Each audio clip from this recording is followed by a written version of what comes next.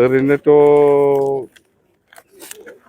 मोनसे समाव आं खोनादोंमोन बिटिआर माने बे पिस एग्रिमेन्टनि जिथु दफाफोर बियो 82% जाफुंबाय होनलाबायनाय खोनादोंमोन आं।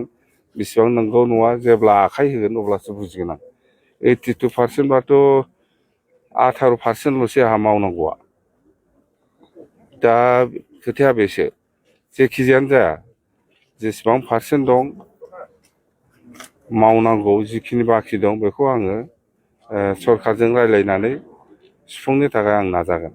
खिन्थु आं खोनानाया बिथांमोननि मानसिफ्रा जेनेबा सोरबा एनडिएफबिनिबो सोरबा इउपिपिएलनिबो सोरबा एबसुनिबो लिडारफोरखौ आं बुंलाबायनायखौ खोनादों। बेसेबां नंगौ नङा खिन्थु 82%आनो जाफुंजोबखाबाय होनना बुंदों।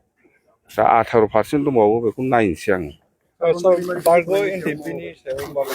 बेखौनोथ' होनदां बारग' एनडिएफबि माने एनडिएफबिफोरनि माखासे केस आरो रिहेबिलिटेसन आरो जेलनिफ्राय सख'नांगौ।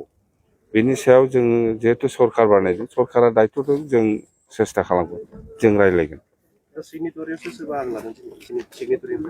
दाथ' सिगनेटरि हिसाबै जेनेबा जोंना एमपि इउजि गोरा बिथाङा दंफैयो, इउजि ब्रह्म बिथाङा दंफैयो, लरेन्स इस्लारि दंफैयो, रोनगोरा बिथां एमपिआबो दंफैयो। आरोबाव नुजोबाखै आं, फैगोन खोमा, सम दं दाबो। दे।